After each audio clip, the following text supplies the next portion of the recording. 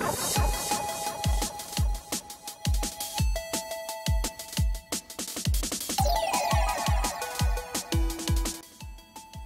Us, episode 79, coming at ya. What's happening, dreamers? Another episode of Daydreaming. All right, we had another amazing week of dream streaming. Right there. And gosh, it just there. What can I say? You guys are awesome, and the growth keeps happening. It might, from time to time, it might seem slower than others. And it's really easy to get caught up in the numbers chase, as we look to break through certain aspects, such as we've gone from non-affiliate to being affiliated. We're on our way to working from affiliate towards partnership, just because of the avenues it opens up within this specific creation space. Now, granted, when I'm saying this specific creation space, that's not here. On YouTube, it's different, right? But we're talking about Twitch. And this usually catches you guys up on most of the Twitch stuff, and then a few other things that go on in being a content creator, specifically one that is very focused on full functionality of both your business and your life. And so when I say your life, a lot of times most people automatically assume that means hanging out, partying, socializing. Hey, if that's what that means to you, great. Not necessarily is that the only thing that it means to me. What it really means to me would be, your fitness or your fitness orientation, right? Like, are you working towards functionality? Are you working towards weight loss? Are you working towards muscle gain? Are you working towards strength gain? Whatever it may be, and then balancing that out with the different hobbies that you like to do. And they might not be hobbies that you spend with a lot of other people, but at the same time, it might be one that you like to share with other people. Never heard that before. Anyways, let's go ahead and catch you up for this last week. On Friday, we were rocking Retro Fridays as per usual with part 2 of Super Mario RPG, and man, it went really well. There was one part that got frustrating. We had to play a boss over, two bosses over, right? Because I didn't save before I got pulled into a boss battle, and that's the boss battle that we died on, and thus I had to play a whole other boss battle all over again. Thankfully, when we played that initial boss battle all over again, we crushed it. And then we played it the next time, somehow we barely got through. But I already had saved, we were, past that. That was nice. So right now we have 5 stars collected. We still need to collect 2 more. And we need to go and figure out what the hell's going on with Smithy and the rest of his gang. Yeah. So hopefully we beat it this week. But at the same time, I could see going on to one additional week for Super Mario RPG. Make sure to tune in tomorrow. No, don't tune in tomorrow. Tomorrow's Thursday. That's not going to do you any good. Unless you tune in to here, then obviously that's okay. But no, Retro Friday, make sure to pay attention. We'll be doing part 3 of Super Mario RPG. Saturday was a lot of fun with Steam Saturdays. Again, rocking Darkest Dungeon. That was actually a really, really good day of dungeoneering. I don't know what you want to necessarily call it. And we had lots of success. There was very little bad that happened to us. Just every time we tried to go into a more difficult, we had a more difficult mission or quest, we would have to pull out because I didn't want to risk losing everyone. And then, yeah, so every time we were trying to do that, it was just like, oh, shit. And so we'd restart that up. And you can't just restart. You have to abandon the quest, which means you might have lost money. Thankfully, we kind of broke even on the money there. And, yeah, just, it doesn't feel good, right? That was, yeah, and then Saturday, it was super, super intense all night long with the positive vibes and the support. It was bar none, guys. Thank you so much. Sunday was really, really cool. We did speedrun Sundays. Lux and Phoenix was able to make another guest appearance, the third one for him ever. And we teamed up and we were rocking Contra 2-player any %. and we shaved off almost 31 seconds. And so that puts down to an 11:11 for our fastest time on 2-player. We're getting close. We're starting to move. We're now getting a better holding on our 5th place status, and we're about 10 seconds away currently from 4th place. Very doable, because our sum of best is like another 30 or 40 seconds difference. So versus shave off 10 more seconds, we can do that. That same exact night, we then roll on into Mega Man 2. Luxon had left or whatever, and now it was just Mega Man 2 runs. And on our final run, we did it. We PB'd for the first time in a month, and we shaved off 1 second. Nothing wrong with that, because it brought us into a tie for 25th. Yes. You know, so it worked out really well. Now we need to shave off 1 more second, and that way we can move solely in the 25th place for Mega Man 2 normal zipless. That one and Mega Man normal with zips. Those are the 2 most popular Mega Man 2 categories or whatever. And yeah, so that's it's pretty darn awesome, and we're gonna keep on working at it. Monday, I thought it was a really fun podcast on Floaty Flam stream that we had done, and we had a special guest. It's me, F and G. So that was good. I mean, there was some good personality. A lot of people were hanging out, asking good questions with a Q&A at the end, and I was just, yeah, I had a really good time. Then rolled on into Mix It Up Mondays, and we played more Darkest Dungeon. And that was just so much fun. I sadly, it was not as clean. We lost a few people, and I was a little bit sad about that, because they were strong. They were strong. But overall, we did well. I had to spend a lot of time, you know, removing quirks and removing stress. That sucked. But at this end, like I said, at the end of the day, we still progressed. We lost a little, and we gained a lot overall. And that's the point, I think, of Darkest Dungeon, until you're just, you know, top notch with it. And yeah, again, Mondays, I really appreciate you guys coming out, because it's new. It's only been over a month now that we've been doing Monday nights, and you guys have been starting to show up in bigger and bigger throngs, because I'm thinking it's because you're getting used to, like, oh yeah, General's on 5 nights in a row. Whoa. And it's like, yeah, because normally it'd be 3 nights in a row, Monday off, and then right back to it on Tuesday. But now it's 5 nights in a row, guys. Do not forget that. That's how it's going to be, unless something comes up, which, you know me, it's pretty rare that I will miss a stream. If I miss a stream, it's because it was pre-planned, like way ahead of time, or something really unfortunate happened. Okay, so now let's talk about something unfortunate.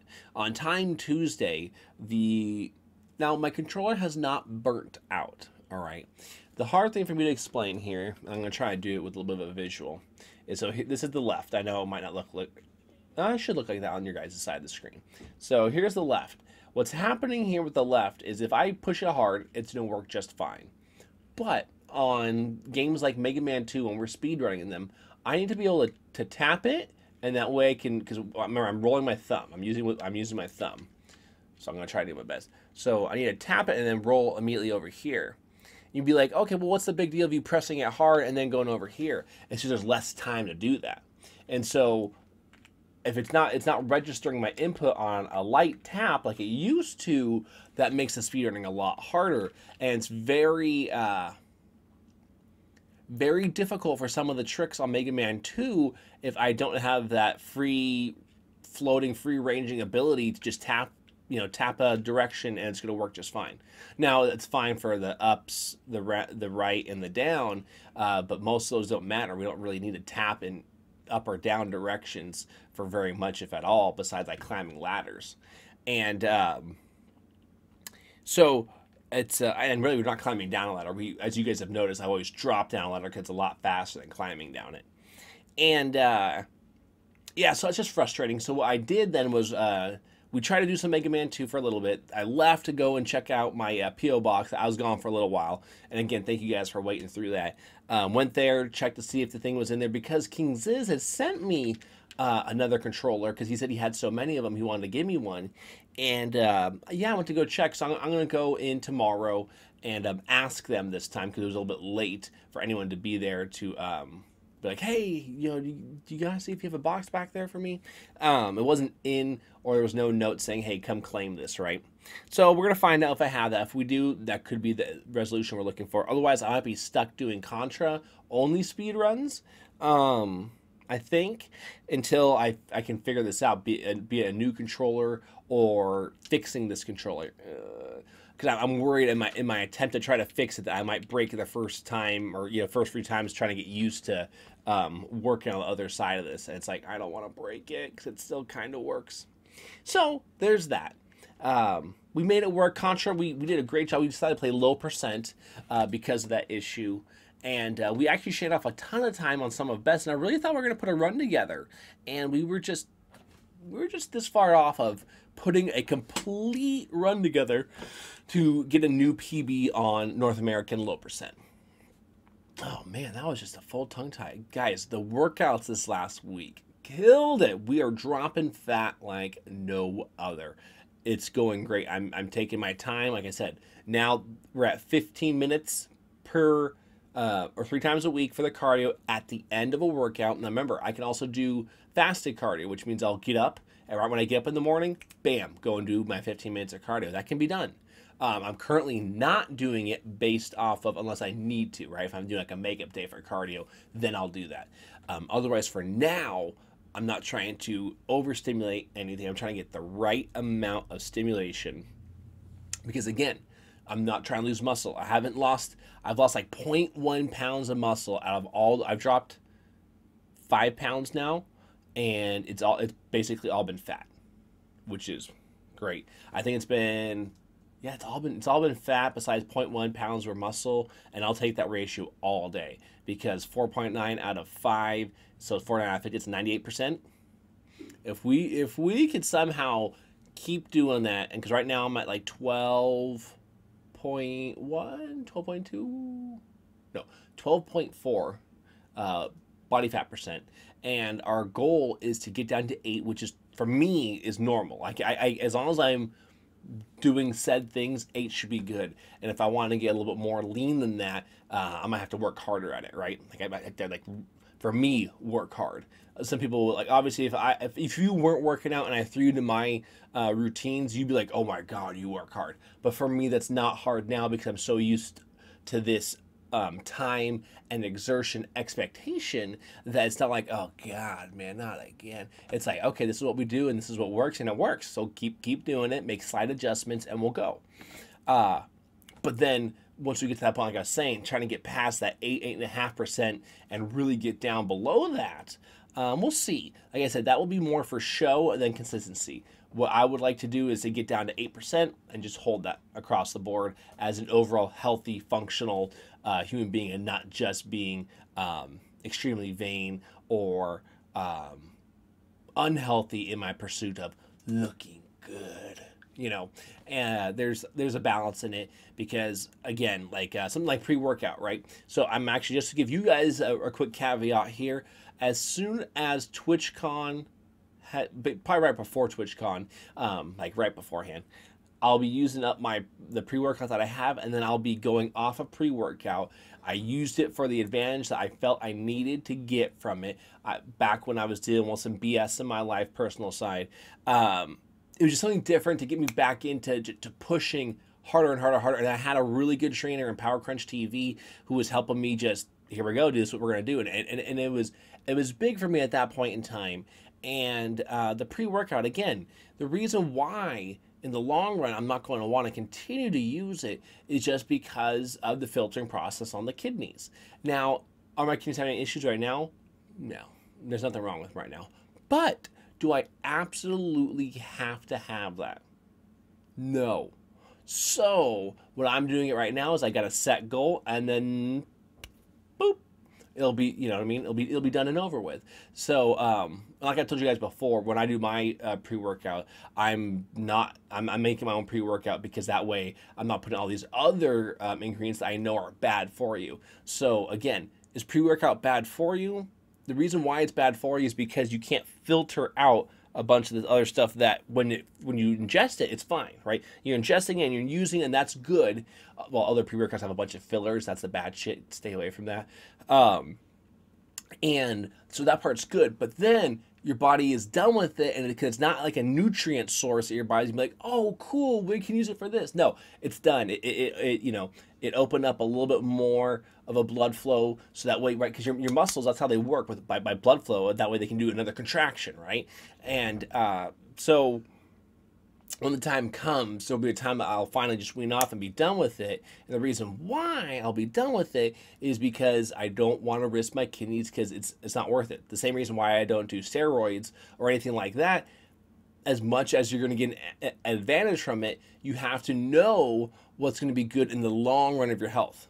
Taking a pre-workout for about a year and a half or whatever, not that big a deal. But the key is that it was just that short period of time. Because I probably took it for a year when I first found out about pre-workouts, not really knowing the science behind it. And this was many years ago, right? When I was probably like 20 years old, 21. And so, yeah, that was a good year. Because I'm trying to remember, because obviously affording it too, that was another thing, right? Because I was in college at that point in time. Yeah, be able to afford it consistently was another thing. So roughly probably like a year's worth over about a 2-year period in time. And yeah, so there, again,